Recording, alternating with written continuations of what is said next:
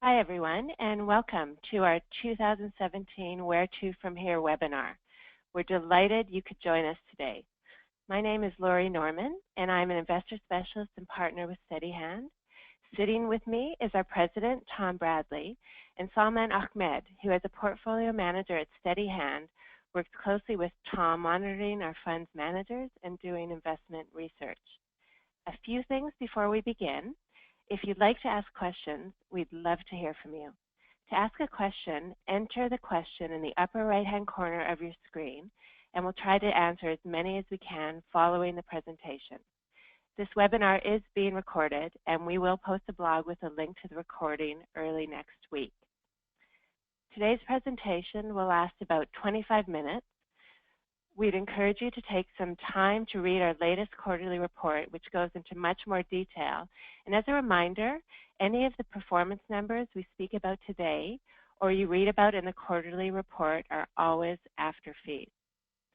I'll begin the presentation by giving you an update on Steadyhand.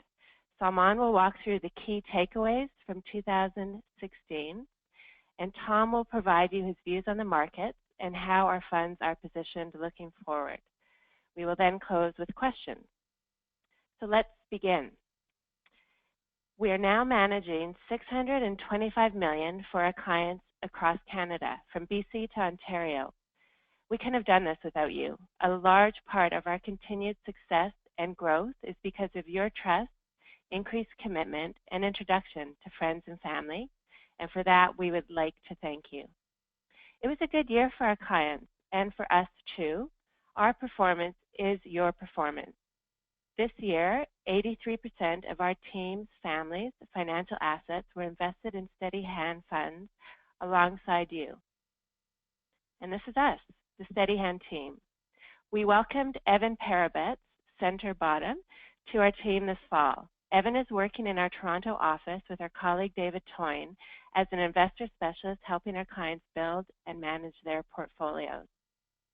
The biggest change for us and our clients this year came in the summer when, for the first time, we changed a manager. We partnered with Joe Sertivan and his team at Galibier to manage our small cap equity fund. Some of you have had the chance to meet with him earlier this year, and if you haven't, we have a couple of short YouTube videos available introducing and interviewing Joe. As a note, the small cap fund holdings were fully transitioned by the end of September, and the quarterly report gives a great overview of the companies the fund now owns. Lastly, and I'm thrilled to be speaking about this, Steadyhand will be reaching an important milestone this year. We are turning 10 in April. And this is the reason we didn't host our Where To From Here in person this year, for those of you who are wondering. We've been planning a cross-country tour that will take place in May.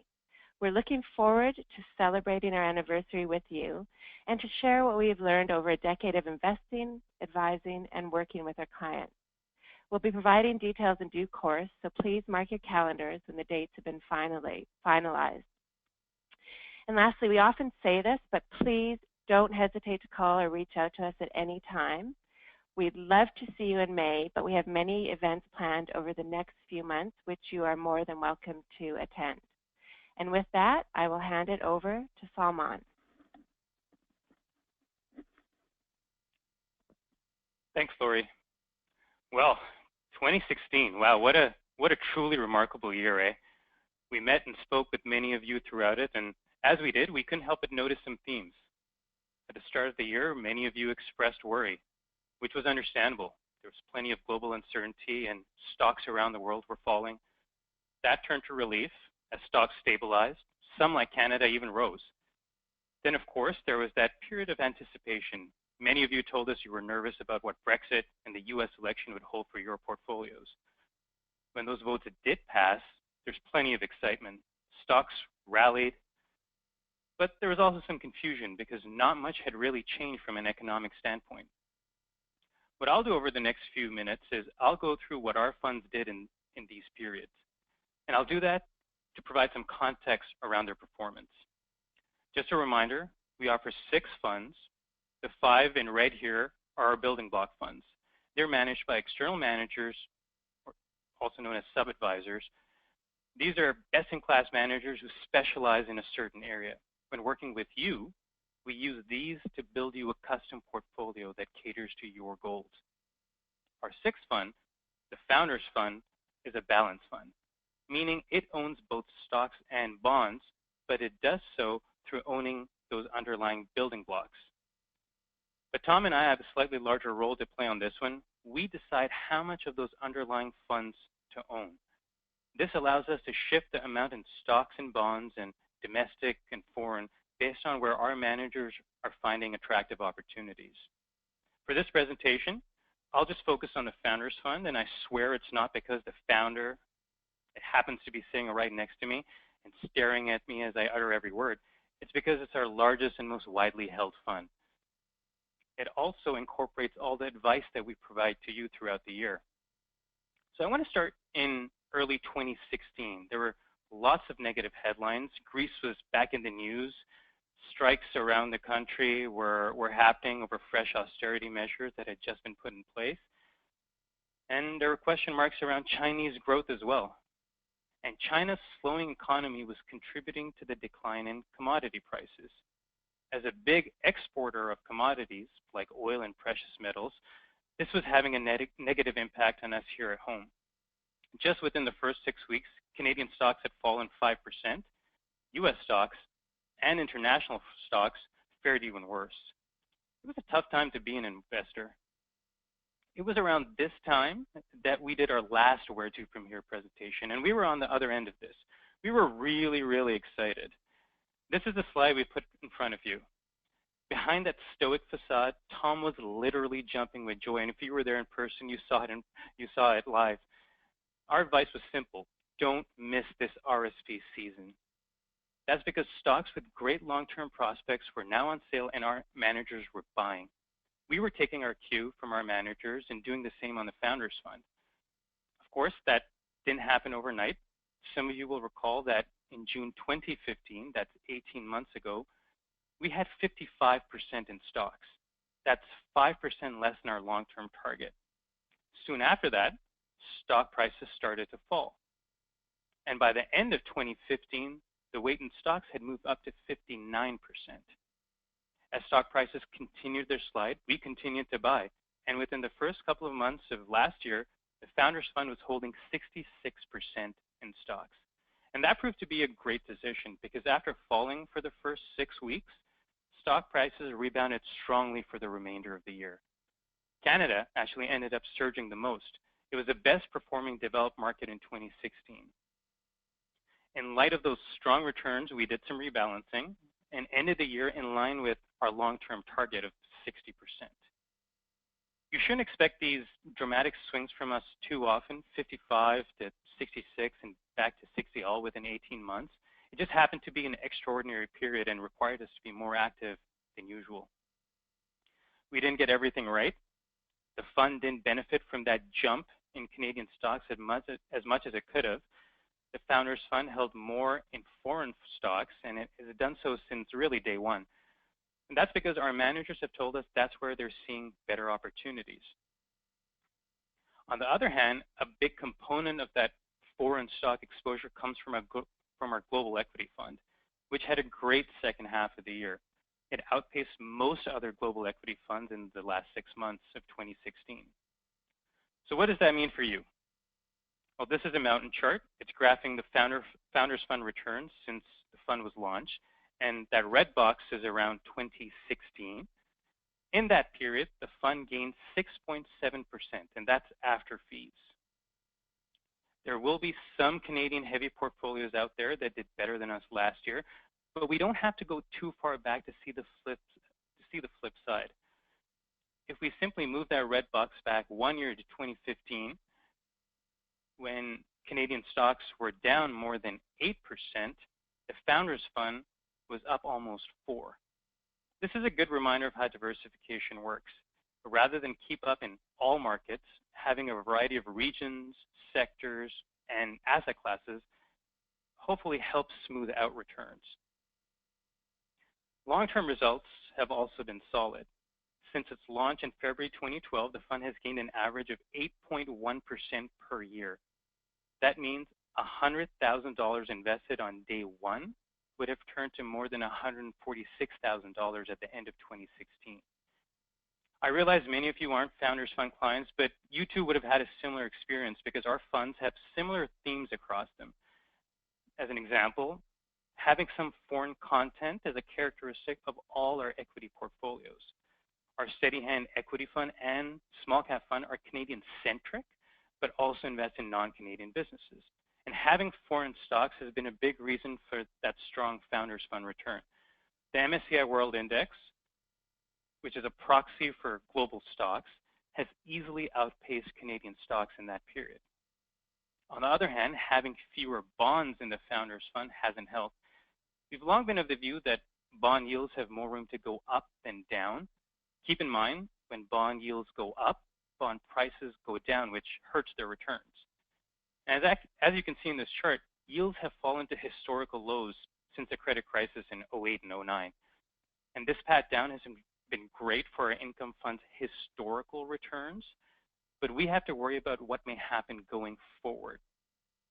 And what do we expect going forward? Well, for that, I'll hand it over to Tom, who's going to look ahead in the next part of this presentation.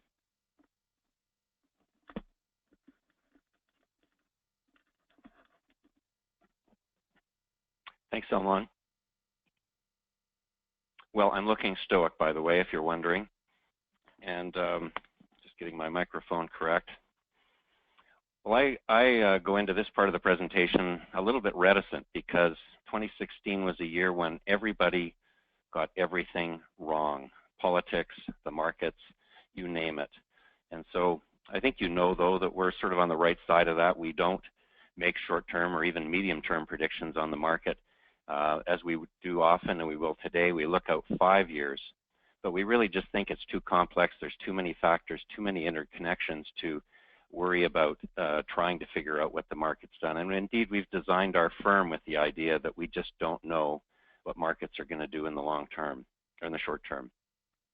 But looking forward today, I'm going to try and be approximate, focus on the longer term, and look to the future in 3 different ways. First of all, we'll look at what we call the fundamentals, or where we are in the economic cycle. Second, valuation, what are the prices we're paying for different assets. And then finally, one that's sort of a check and balance and complements the other 2, investor sentiment. What's the mood of the market? So let's start, and we'll take a look at the fundamentals. Now, I think it's generally, I think most people would agree that when you're reading macro work and economics, and that it's generally of a very negative tone. There's a lot of things to worry about. And some of you will have seen a column I wrote recently for the Globe and Mail, where I stole a list of negatives from one of our clients, Gundy, who gave me permission to publish this. Gundy had sent me a note wondering why the market was going up, and he, I think, captured what a lot of people are concerned about. I'm sure some of you can focus on a few of these that bother you, but obviously with Trump and with Brexit and things like that, the world economy is uncertain. I think in my adult life, I've never seen world politics being more uncertain, with the Trump factor, obviously, and some contentious elections coming up in Europe. We've talked a lot in these sessions before about debt, both at the country and consumer level, and that really ups the ante. If we ever hit a speed bump or anything, things can go badly wrong. So you go down this list, and I think you'll agree that there's lots of things to worry about out there. But I think we have to remember that economies, the markets, even politics are very much tugs of war. There's forces going in both directions. And I think today what I want to do is provide a little balance, as I always do, so you understand that Gundy's list isn't all that's going into what's happening in the markets today. So on the positive side, the focus has very much been on Mr. Trump, his tax cuts, infrastructure spending, and perhaps less red tape and regulation. I think the Trump rally, the Trump factor is overdone. I mean, clearly people are focused on what he's going to do. I think there's as many uncertainties around him as there is positives. And I think it's really missing the point that there are a lot of other positives that are here to offset what's happening that Gundy has listed on his note to me. The biggest one is that the second biggest economy in the world, Europe, is growing. Now, we've talked about this in previous sessions, and we've been waiting for it. Our global equity fund has been positioned for it, and we're starting to see that in the second half of this year. But a broad range of indicators across many of the countries there show that there's employment growth and things are starting to pick up. So Europe is on the mend again. Despite what Mr. Trump says, the U.S. economy is just fine. And we all, around the water cooler or over beers, talk about the problems of the U.S., but the U.S. economy is very solid. Auto sales are strong. The housing market is very firm. Indeed, affordability down there is way better than it is up here in Canada. We have job growth. So we think it's a great foundation for companies to grow their profits off of. Now, there are other factors. I've mentioned before, cheap energy is very stimulative. We think it's going to continue to be cheap with the alternatives coming at us. And of course, low interest rates. They're not as low as they were 3 months ago, but they're still very low, very stimulative, and they do cover off a lot of cracks that Gundy highlighted in his note. Our manager of our income fund, Connor Clark and Lund, I think captured it very well. They said the global economy may be in the midst of a synchronized upturn. What they mean by this is that we've been, for more than a decade, really not had all the cylinders firing. China was the only game in town for a while. Lately, it's been the U.S. has been very strong, with Europe flat on its back. But as I just pointed out, some of the biggest economies in the world look like they're all growing together. Now, the question is, what about us? Is Canada going to participate in that synchronized upturn? I think it's in doubt. Let me put it that way. We've been a country that's been out of sync with what else has been going on in the world. A few years ago, we were the only one that really had a good, strong growth profile. But I think when you look at Canada today, you have a very heavily indebted consumer, maybe the most indebted in the world. We're very dependent on a cycle that's long in its tooth, namely housing and things related to real estate and housing. And then, of course, the wild card, commodities and energy, which is very hard to call. So we're not sure. Canada may lag behind Europe and the U.S. for a number of years here to go. But I think one of the points I wanted to make here is that Canada is not a huge factor in your Steadyhand portfolio.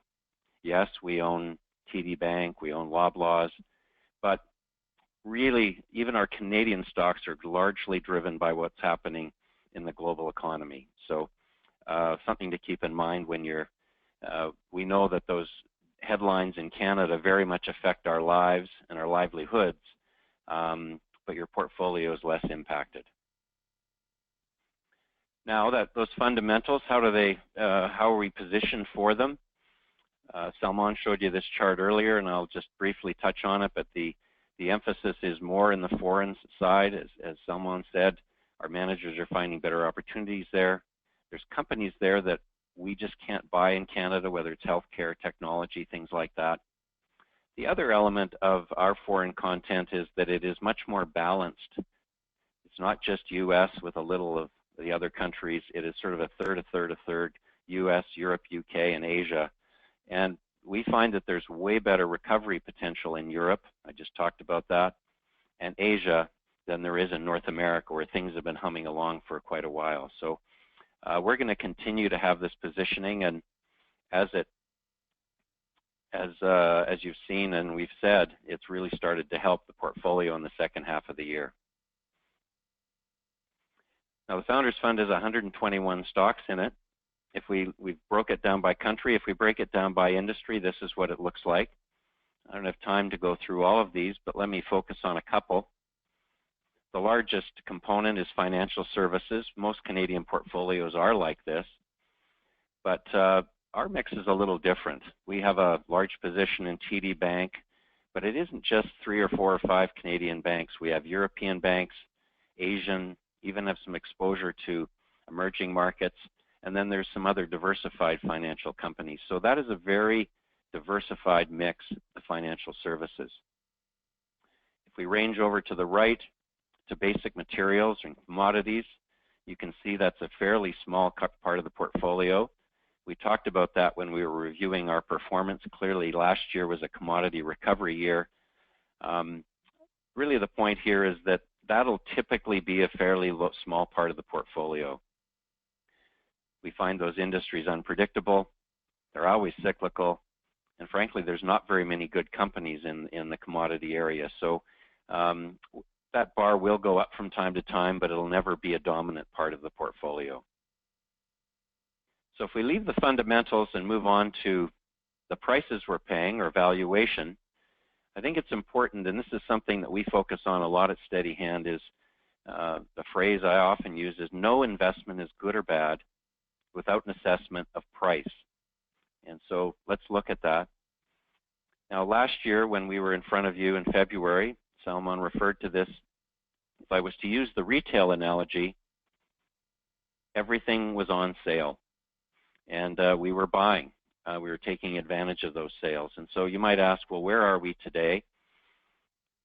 Again, sticking with that analogy, it's more like the Apple store. Now, most of you have probably at least been in an Apple store once, and you know that there's nothing on sale in an Apple store.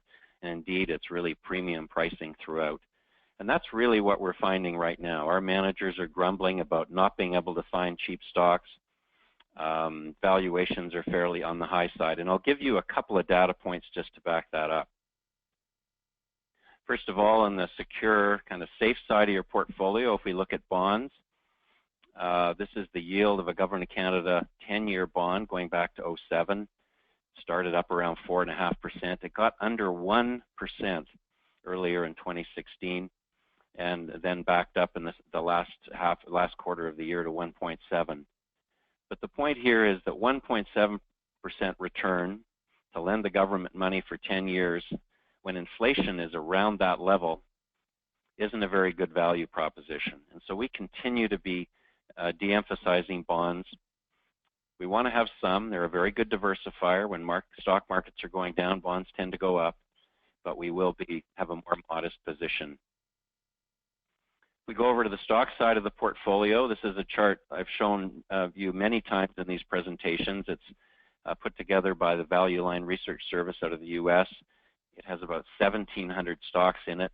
It goes back to really the beginning of the post-inflation era in '93. So a price to earnings multiple compares the price of a stock, or in this case 1,700 stocks, to what they earn. And the long-term average on this measure is about 16.7. And you can see today with the rise in the markets, valuations have gone up. We're now about 3 points above that long-term average. Now clearly from this chart, it's volatile. It can stay above the line for a long period of time, but the point is that we are no longer sort of seeing sale signs everywhere, and we have to be a little bit more careful. So let's finally touch on what I call sort of a gut check or investor sentiment.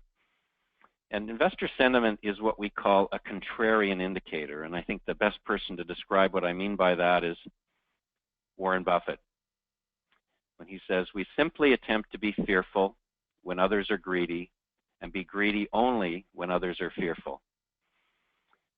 Investor sentiment's been very helpful to me throughout my career, and certainly at Steadyhand in 08-09, 2011, and early last year, which Salman talked about. It was quite often the thing that pushed us over the edge to where we did some very attractive buying. In other words, there was blood on the streets, people were very negative, and it was time to be more greedy, and we did act on that. Where are we today? Well, this indicator isn't very extreme, but it's probably leaning towards the comfortable or greedy side. Maybe people getting a little complacent with the good returns we've had. We've seen from our clients, you know, you talk to Lori here or Chris or Evan or David, they're sensing a higher expectation out of our clients, and so we are being a little bit careful, but it isn't at this point extreme. Maybe to give you one data point that we lean on, Salman and I follow very closely U.S. high-yield bonds. So these are lower quality bonds. This chart is similar to the previous bond chart I showed you. It goes back to 07. But you can see the yields on high yield bonds are much more volatile. Went through the roof in 08, 09 and bounced around a lot. And this is kind of like the canary in the coal mine. It tells us how comfortable people are taking risk. And in the middle of 2015 till February last year of 16, this measure went from 6 to 10%, a huge move. And we're back down at 6%. So I think we are more over towards the greedy end of the spectrum, but not extreme at this point. So if we take the fundamentals, valuation, investor sentiment, and pull it together in a portfolio, this is what the Founders Fund and our other portfolios in general look like. So the long-term target of our Founders Fund is on the left, 60% stocks, 40% fixed income. We're currently, as of a day ago, up 58% stocks, and I think Salmon gave you a good description of how we got there. We've been generally bringing it down with the rising markets, and that number was, I think, touched about 68% last year before we started to reduce it. So we've come down a fair ways. And on the bottom, you can see a de-emphasis on bonds, 24 instead of 35, and in debt, indeed, we're holding cash instead. So I want to bring it to a conclusion and get it on to questions, but let me just try and hit on what I hope you take away from the session today. First of all, 2017, we don't know. And hopefully last year convinced all of us that we just can't predict what's going to happen in the short term. We do, however, think that based on primarily on valuations, that it is not a time to be reaching and being aggressive for returns. We'd much prefer you to stick to your plan and see it out. The third point here is just really that Canada did so well last year. I think a number of people are wondering about whether they should just focus on Canada, but we would encourage you to diversify and keep your portfolio exposed to different regions of the world, different industries, different asset classes. And I should note that our favorite blog, Scotty posted our favorite blog of the year today, which is our diversity table showing how the different funds did year after year, and you can see how they bounce around. It's very, very unpredictable. Finally, keep doing what you're doing. And what I'm referring to is the fact that I think as a team, we've both lived up to our company name, Steadyhand. You, our clients, have been rock solid. You've stayed on your plan. You haven't got carried away at the top or bailed out at the bottom. And I think we've been very steady too. We've, our people, our philosophy, our service, our performance, and hopefully our counsel and advice to you. So on that note, I'm going to leave it and turn it back to Lori to coordinate our question period.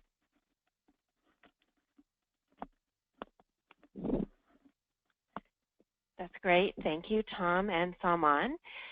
So we have a few questions, and Salman, I will start with you.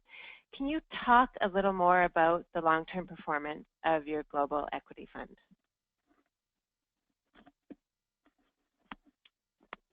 Sure. We get this question. Quite often, and I suspect it's because our global equity fund hasn't done as well as some of its peers or the global market in general. But what are we doing about that? And for that, I want to provide a little bit of background. So Tom and I work as a team, but when I joined Steadyhand a couple of years ago, I met all the managers by myself, and we did that so that I could get an independent view of the managers.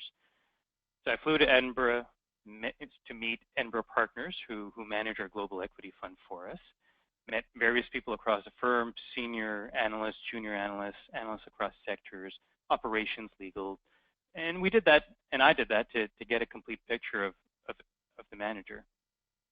And my conclusion was that this was a top-tier team with a very strong process, not just investment process, but also operationally, and they had some great discipline to back that up.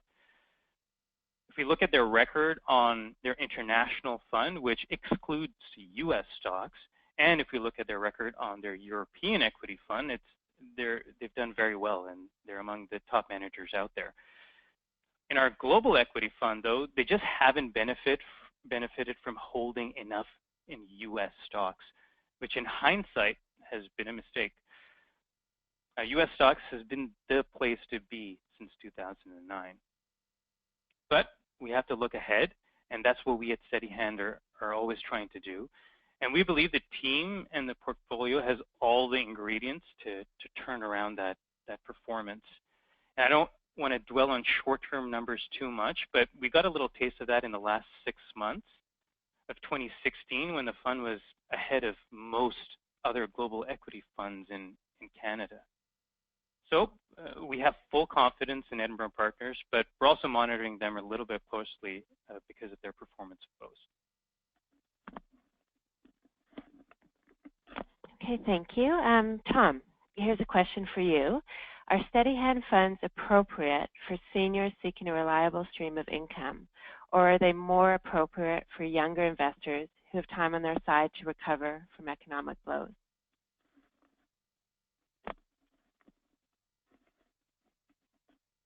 Thanks, Lori.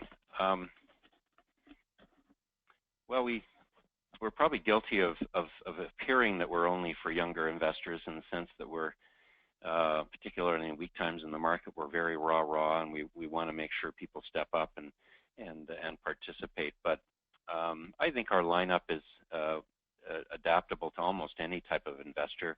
Clearly, we have to set the asset mix right. We'd use way more income fund in a seniors portfolio. But I think the challenge today in being a retired investor is one that I don't think I've seen in my career of 34 years. It's really tough with interest rates where they are. Our funds don't, and I think elsewhere you're not going to find just a nice, neat dividend or income or interest payment that'll pay you an income that's suitable. So I would encourage using our lineup or elsewhere our seniors and our retireds out there to continue to invest in a very diversified way. Don't just try for dividends. I think that's too narrow. We love dividends, but I think you have to have some other types of industries and regions in your portfolio. And I think as retireds today, as opposed to 10, 15, 20 years ago, we have to rely on portfolio growth, partly to provide income, which is capital gains in addition to interest and dividend income. So the one thing we've done with our investors is allocate money to a spending reserve. Lori, you and our other team members have done this with many of our RIF clients, where we set aside 1 or 2 years worth of spending so that they can, and that's in our savings fund or in your bank account, such that we can leave the longer term assets to bump along and hopefully go higher over time. So it's a challenging area, but I think our lineup is very adaptable to our senior clients.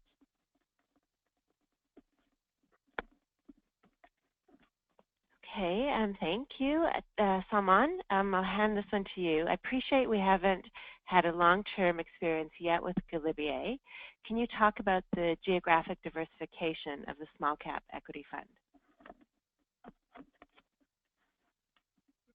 So one of the things that we really like about Galibier, and one of the reasons we partnered with them, was because of their experience in U.S. stocks. So we expect the fund in the long term to have between 10 to 30% in U.S. stocks with a balance in Canadian holdings. Now, if you've gone through our report, our quarterly reports, you've probably noticed that it's at the low end of that range at 10%, close to 10% right now. And that's another thing that we really like about them. It's they don't make decisions just for the sake of them. And as Tom has mentioned, some of the stocks out there, like in the U.S., are getting are fairly priced, if not a little expensive. And because of that, Galibier hasn't been finding opportunities in that specific area. But in the long term, we still expect that to be between 10 and 30% in U.S. holdings. I'll give these two a break, and I'll answer one question. This is from Dave. How do we get together to talk to Steadyhand to get advice when we're approaching drawing on our funds? Dave, as Tom said earlier, we spend a lot of time talking to our clients about strategies, retirement strategies. So just give us a call on our 1-800 number, or you can book online with myself, Chris, David, or Evan. Tom, here's a good one. Do you or any of your fund managers have the option or intent to explore the emerging markets in their fund holdings?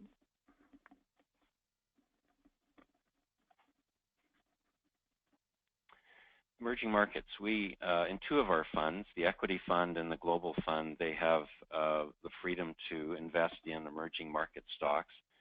For the most part, we own a Mexico stock, the Coke or Pepsi, Coke bottler in Mexico, and we've occasionally had stocks in Asia and in Russia, actually. But that's something we're thinking about, whether we, over time, should add a seventh fund to maybe give us exposure to small and maybe mid-sized companies outside of North America. But right now, it is fairly limited. I think our exposure to emerging markets would come through more mature global companies out of Europe and the U.S.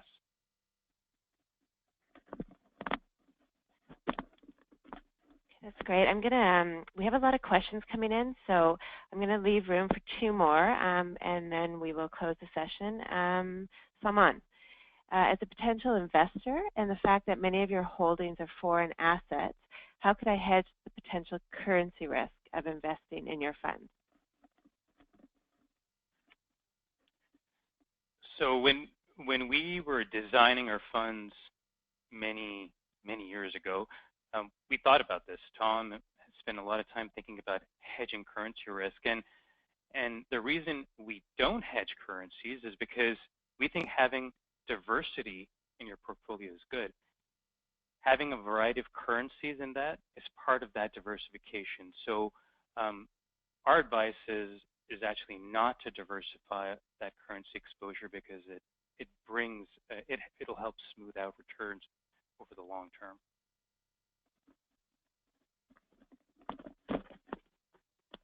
Tom, this is quite topical, and you have written about this.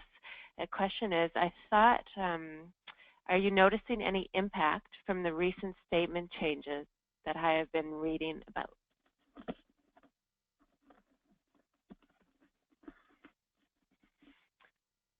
Laurie, I just wanted to add something to Salman's answer on the currency, and I chair the investment committee of the Vancouver Foundation, which is a $1 billion foundation and a wonderful organization. But we have, about every 4 or 5 years, we assess, should we hedge more of our foreign currency, and we have the UBC prof on the committee, and he's great about doing all the analysis. But what we've found consistently is that by having a diversity of currencies, it smooths out the returns. There may be times when our dollar is doing something and you wish you were hedged, but over the long haul, it is a smoother of returns. Not it doesn't add risk; it reduces risk. Laurie, your question, I'm delighted our listener asked that question, and maybe before I answer it fully, I should give you a little background. This is a year, 2017, when all the banks and investment dealers are going to be required to provide returns, report returns and fees to their clients. And many of you know, and that's why I've written about it so much, is this industry I'm in has been horrendous at this. They just haven't done this. And so we're going to have a lot of surprised clients. And there's a number of articles in the papers this week, actually, about sticker shock, people not knowing they were paying these fees. And so at Steadyhand, as you know, excuse me, at Steadyhand, we've been reporting, fees and returns, both in dollar terms and in percentage terms, since we started. So there's a real potential for us to benefit from some turmoil in the industry, and frankly, we're hoping that we do benefit. To your question, I think we've felt a little effect so far. There are some firms out there that are trying to get ahead of it, and these new regulations are called CRM2, Client Relationship Model 2, trying to get ahead of CRM2 and talk to their clients. And so certainly we're busy. Laurie, Chris, Evan, and David have all been have really full slates these days in talking to prospective clients. So we'll see what it's like when these reports finally start to come out next week or two. Just, Lori, maybe if I could finish with to implore our listeners to read your statements. Neil's designed, I think, the best statement in the industry, and it's really important as being an investor that you understand how you're doing and if you're on track, and the why and what for of what your portfolio is all about. I do have a selfish reason for you to read it too, though. With CRM2 stirring the pot, we're going to have lots of conversations at the water cooler or over beers about the fees my broker is charging me or whatever, and I'd love you to be in a position to raise Steadyhand's name, brag a little bit about how you've always known what you're paying and what your returns have been. So sorry for the long answer, Lori, but obviously something I'm quite passionate about. Well, we'll end it there. We want to thank you for taking the time to join us today. We know it's not always easy. Like I said, we will be providing a recorded version of this. It'll be available early next week. And if you have any questions, give us a call. Have a great day.